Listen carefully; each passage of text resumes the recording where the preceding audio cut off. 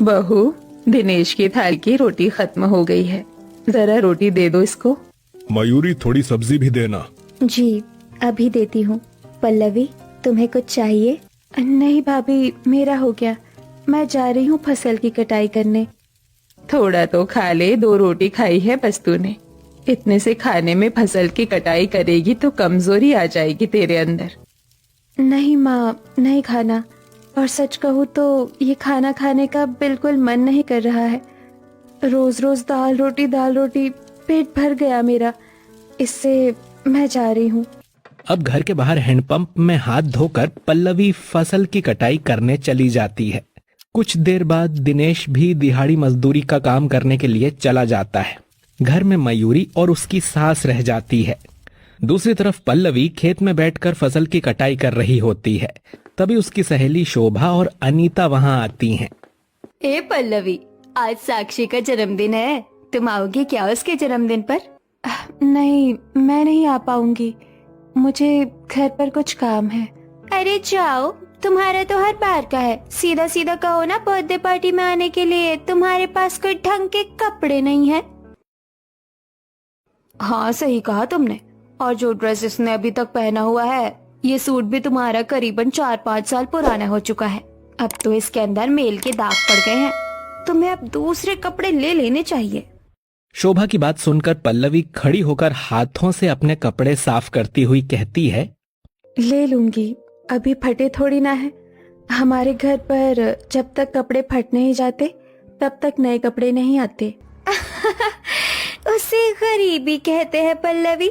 चलो अब हम चलते हैं, तुम काटो अपनी ये फसल, हमें तो बर्थडे पार्टी की तैयारी करनी है।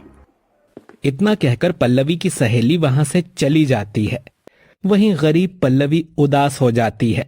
दूसरी तरफ घर में पल्लवी की भाभी अपनी सास से कहती है, माँ जी, मैं कई दिनों से देख रही हूँ पल्लवी ठीक से खाना नहीं खा रही है। मैं सोच रही हूँ आज खाने में मटर पनीर बना दूं। बहू, मैं जानती हूँ तू अपनी ननद से बहुत प्यार करती है और उसके चेहरे पर उदासी तुझे पसंद नहीं है, पर मटर पनीर की कीमत तो तू जानती ही है कितनी महंगी है। हम कहाँ से खरीदेंगे? माँ जी, 1 पाव पनीर मटर तो मैं अपने बचाए हुए पैसे से खरीद ही लूंगी। अच्छा ठीक है, फिर ले आ बहू, तेरी ननद खुश हो जाएगी। अब मयूरी पैसे लेकर दूध डेयरी की दुकान पर आती है और वहां से 1 पाव पनीर मटर खरीद के घर लाती है और फिर चूल्हे के पास बैठकर बड़े ही प्यार से अपनी नंद के लिए मटर पनीर बनाना शुरू करती है। मयूरी सिलबट्टे पर अच्छे से मसाला पीसकर कढ़ाई में उसे भूनकर मटर पनीर की सब्जी चावल बनाती है। शाम को जब मयूरी की नंद फसल काटकर घर में आती है तो उसके नाक में खाने की अच्छी खुशबू जाती है। आज तो बड़ी अच्छी खुशबू आ रही है। घर में क्या बनाया है खाने में भाभी? बताती हूँ, जाओ पहले हाथ मुंह धो लो। अरे क्या बात चल रही है नंद भाभी की, हमें भी बताओ। अरे कुछ नहीं, आज बहू ने मटर पनीर बनाया है। क्या? मटर पनीर? सच में भाभी, आपने मटर पनीर बनाया है? मुझे तो सुनकर बहुत तेज भूख लग गई है। मैं फटाफट हाथ मुंह धोकर आती हूँ। भाभी, यू आर द बेस्ट। क्या माँ जी, मैं अपनी ननद को सरप्राइज देती, पर आपने तो पहले ही सब बता दिया। चलो कोई बात नहीं। अब सारा परिवार घर की जमीन पर बैठकर खाना खाता है। भाभी, आपने सब्जी बहुत टेस्टी बनाई है, मेरे लिए थोड़ी रख दीजिएगा, मैं सुबह भी खाऊंगी। ठीक है ननन जी। इसी तरह कुछ हफ्ते गुजरते हैं और एक दिन मालती अपनी बहू के कमरे में आती है जहां मयूरी कपड़े फोल्ड कर रही होती है। माँ जी, आप कुछ चाहिए था क्या? बहू, मैं कुछ सोच रही थी। हाँ माँ जी, बोलिए ना। बहू, मैं सोच रही हूँ कि अब पल्लवी के लिए रिश्ता देखूं और एक अच्छे लड़के से उसकी शादी करवा दूं। मेरी भी उम्र हो गई है, थोड़ी बहुत जमा पूंजी के हिसाब से समय रहते अगर उसकी शादी कर देती हूँ तो ठीक रहेगा। हाँ माँ जी, आप कह तो ठीक रही हैं। इसी तरह कुछ हफ्ते गुजरते हैं और मालती की एक रिश्तेदार मालती को एक अमीर घर के लड़के का रिश्ता बताती है। लड़के वाले मालती के घर पर आते हैं जहां मालती की बहू सबका स्वागत करती है। अरे आप लोग आइए ना, बैठिए। आप लोग चाय पानी पीजिए ना, मेरी बेटी आ रही है। मालती इतना कहती है कि इतने में पल्लवी वहां आती है। लीजिए, आ गई मेरी ननंद। देखिए कैसी लगी आपको मेरी ननंद? आपकी ये नंद हमें रत्ती भर पसंद नहीं आई। सर आप इसका पहनावा देखिए, कितना पुराना है। घर बार भी आपका ठीक नहीं है। आप लोगों की हैसियत नहीं थी शादी करने की, तो लड़के वालों को घर बुलाया ही क्यों? माँ चलो बात मत बढ़ाओ, मुझे भी ये लड़की पसंद नहीं आई, चलो। इतना कहकर लड़के वाले वहां से चले जाते हैं। ये सब देखकर पल्लवी टूट सी जाती है और उसकी आंखों में आंसू गिरने लगते हैं। माँ, भाभी, आखिर क्यों करनी है आपको मेरी शादी? अगर शादी इस तरह से होती है तो मुझे कभी शादी नहीं करनी। पल्लवी को रोता हुआ देखकर उसकी भाभी उसको गले से लगा लेती है और अपने आंचल से उसके आंसू पोंछती है। तुम्हें अपनी आंखों में आंसू लाने की जरूरत नहीं है ननन जी। इस तरह के उतार चढ़ाव हर लड़की की जिंदगी में होते हैं। देखना, तुम्हें इससे भी अच्छा रिश्ता मिलेगा। भाभी, अब तो मैं ऐसे ही लड़के से शादी करूंगी जिसके अंदर पैसों का लालच ना हो, वरना सारी जिंदगी कुंवारी रहूंगी। इतना कहकर पल्लवी वहां से अपने कमरे में चली जाती है।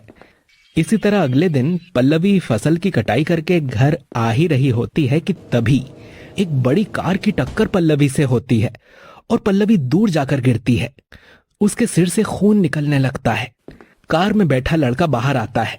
ओह गॉड, इसे तो बहुत ज्यादा चोट आई है, इसे फटाफट हॉस्पिटल ले जाना होगा। हॉस्पिटल आते ही पल्लवी का अस्पताल में सबसे पहले एमआरआई होता है। जी, पेशेंट के शरीर पर कोई फ्रैक्चर नहीं है, पर सर से बहुत खून निकल गया है। बाकी मैंने दवाइयां दे दी हैं, आप इनका ध्यान रखिएगा। अब पल्लवी हल्की हल्की बेहोशी में ही होती है और साहिल उसे कार में बैठाकर अपने घर ले आता है। ओह गॉड, ये नौकर दरवाजा क्यों नहीं खोल रहे हैं? अब नौकर दरवाजा खोलते हैं। सारा परिवार दरवाजे पर ही होता है। ओ गॉड देवर जी, आप ये किस गरीब अपाहिज लड़की को उठाकर हमारे 10 करोड़ के रजवाड़े परिवार में लेकर आ रहे हैं? ओह, सच में इस लड़की के शरीर से तो बहुत गंदी बदबू आ रही है। कपड़े मैले हैं। आप दोनों का दिमाग खराब हो गया है। यहाँ ये लड़की जख्मी हालत में खड़ी है और आप इसकी हेल्प करने की बजाय इसका ड्रेसिंग सेंस देख रही हैं। इस घर की बड़ी बहू होने के बाद भी कनिका, तुम्हारे अंदर डिसिप्लिन नहीं है। सच में कनिका, सिचुएशन के हिसाब से कभी तो बात कर लिया करो। साहिल, कौन है ये लड़की? अरे अरे बेटा, ये सब बाद में पूछना, पहले इसे कमरे में लेटाओ। अब आलीशान कमरे में पल्लवी को लिटाया जाता है, जहां नौकरानी उसकी देखभाल करती है।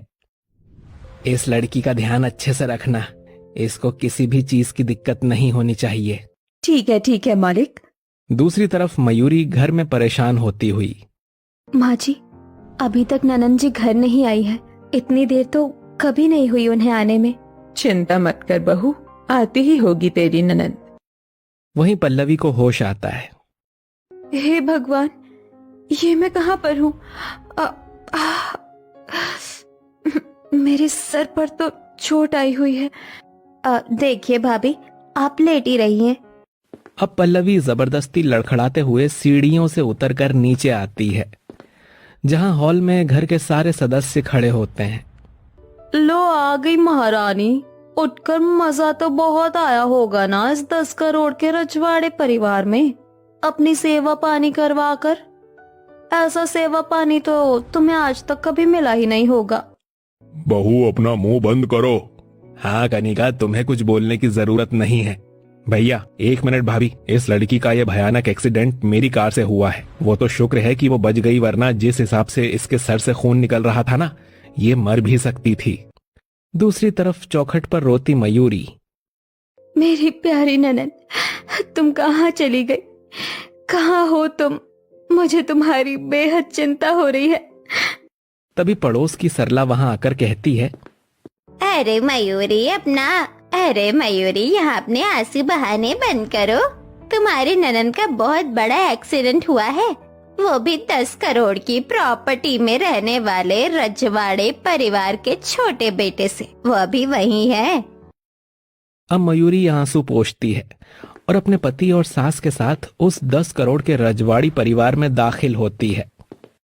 लो जी, कर लो बात।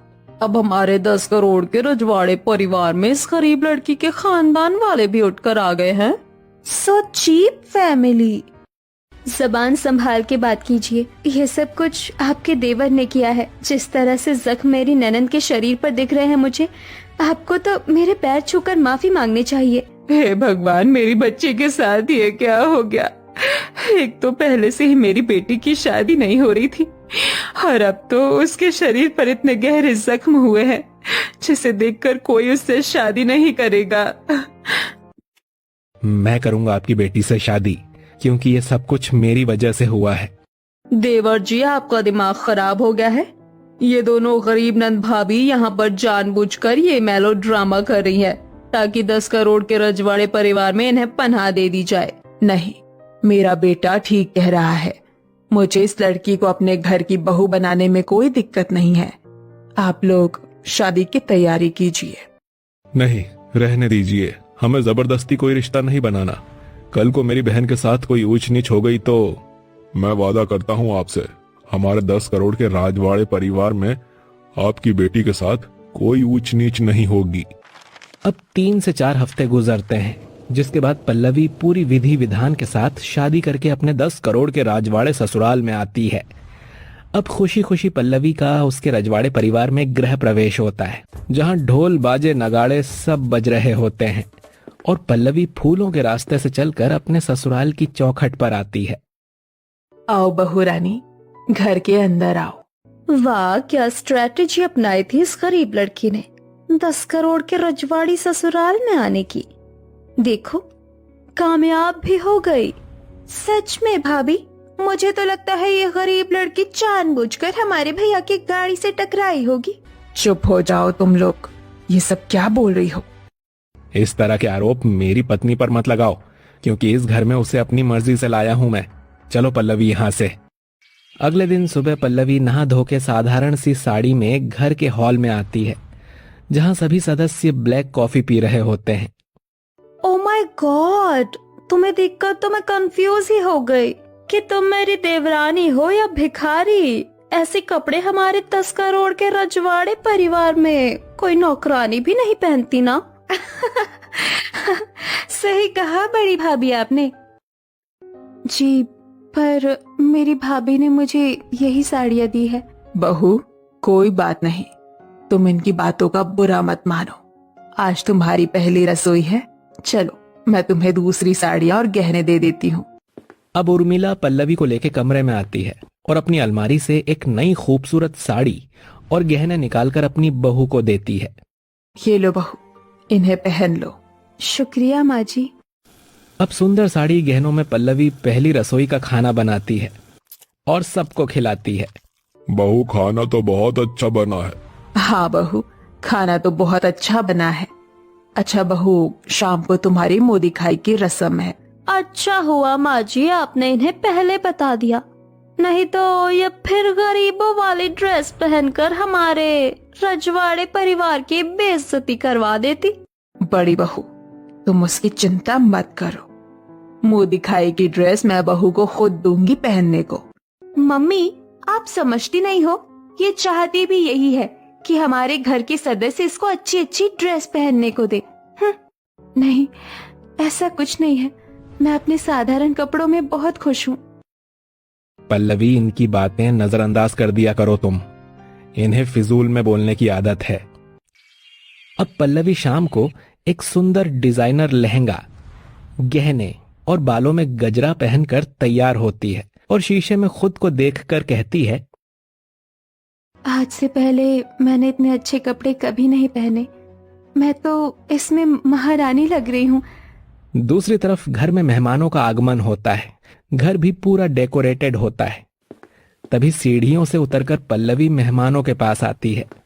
उर्मिला, तुम्हारी बहू तो बहुत खूबसूरत है और इसकी मुंह दिखाई की ड्रेस भी बहुत प्यारी है। वैसे उर्मिला, सुनने में आया था तुम्हारी ये बहू किसी गरीब परिवार से है और किसी हादसे के कारण तुम्हें इसे अपने घर की बहू बनाना पड़ा। वैसे इस गरीब लड़की की तो किस्मत खुल गई। इस 10 करोड़ के रजवाड़े परिवार में आकर। अरे आपने तो मेरे मन की बात बोल दी। कोई हादसा नहीं हुआ था। मैं अपनी खुशी से इस लड़की को इस घर में लेकर आई हूँ। अरे छोड़ो ने, बहुत बहुत खूबसूरत लग रही है, बस बात खत्म। अब सभी लोग उपहार देकर वहां से चले जाते हैं। अब कुछ दिन बाद पल्लवी के मायके में उसके पग फेरे की रस्म होती है। बहू, ये लो डिजाइनर शरारा, इसे पहनकर जाना अपने मायके, सब बहुत खुश हो जाएंगे। माँ जी, एक और नई ड्रेस, इसकी क्या जरूरत थी? पहन लो, आज से पहले तो कभी पहना नहीं होगा ना तुमने इतने अच्छे ड्रेस। बड़ी बहू, भूलो मत, तुम पहली बार इस घर में कैसी बन के आई थी। ये सब कुछ तो तुमने भी यहीं आकर देखा है। अब पल्लवी सुंदर सा शरारा, सर पर दुपट्टा गहने पहनकर अपने पति के साथ अपने मायके जाती है। वहीं कुछ नौकर कार से उतरकर सोने के गहने और पैसों का भेंट लेकर पल्लवी के छोटे से घर में घुसते हैं। और जैसे ही पल्लवी कार से बाहर निकलती है, तभी आसपास के लोग, अरे बाप रे, मयूरी की गरीब ननन को देखो, अब तो इसके रहन सहन भी बदल गए। और इसके कपड़े देखो, कपड़े। सच में इसके कपड़े तो बिल्कुल महारानी जैसे हैं, गहनों से भी लदी हुई है। तभी उसकी भाभी वहां आकर कहती है, अरे पल्लवी, साहिल, आप लोग अंदर आइए ना। अब पल्लवी की गरीब भाभी अपनी ननद के पग फेरे की रस्म कराती है और फिर उसे गर्मा गर्म आलू की सब्जी और पूरी खिलाती है, जमीन पर बैठाकर। अरे ये खाना तो बहुत अच्छा है, बिल्कुल देसी स्टाइल। जी शुक्रिया। वैसे साहिल जी, मेरी गरीब नंद के तो रहन सहन ही बदल गए, आपके रजवाड़े परिवार की बहू बनके। हाँ, भगवान का शुक्र है। अब पग फेरे की रस्म करके पल्लवी अपने ससुराल आती है।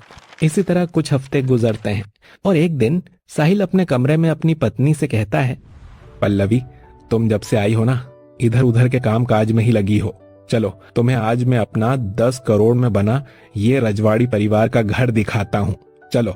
जी ठीक है। अब पल्लवी तैयार होकर अपने पति के साथ रजवाड़ी परिवार के सभी कमरे, हॉल, बड़ी बड़ी खिड़कियां, ऊंची ऊंची दीवारों को छू छू कर देखती है, जिस पर आलीशान तस्वीरें टंगी होती हैं। दीवारों पर हाथों की कलाकारियां हुई होती हैं। साहिल जी, ये सब कुछ कितना खूबसूरत है, मैंने आज से पहले कभी नहीं देखा। ऐसी इमारत, ऐसे घर। चलो अब मैं तुम्हें अपने आलीशान गार्डन में घुमाता हूँ। अब पल्लवी गार्डन में आती है, जो कि बहुत बड़ा होता है।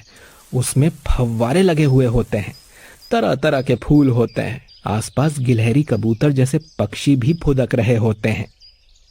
वाह, कितने खूबसूरत पक्षी हैं, ये फव्वारे सब सुंदर है। वैसे साहिल जी, हमारे ये रजवाड़ी परिवार इस 10 करोड़ की प्रॉपर्टी में कब बना था और क्यों? पल्लवी, ये हमारे पूर्वजों ने युद्ध में जीता था। ये 10 करोड़ का आलीशान घर हम रजवाड़ियों की पहचान है। अच्छा, वैसे बहुत खूबसूरत है यहाँ पर सब कुछ। अब दूसरी तरफ शिप्रा और कनिका ये सब देखकर अंदर ही अंदर जल रही होती है। शिप्रा, तुम्हें नहीं लगता ये कुछ ज्यादा ही शराफत की मूरत बन रही है?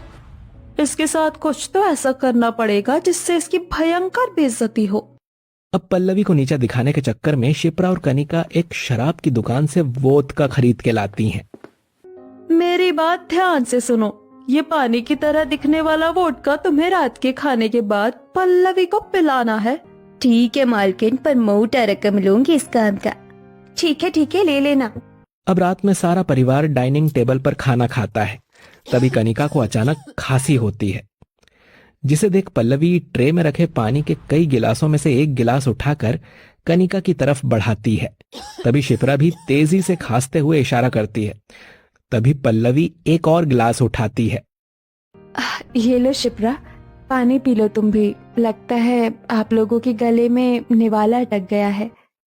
पानी पी लो। कनिका, शिप्रा, खांसी हो रही है तुम्हें? नहीं, हम ठीक हैं।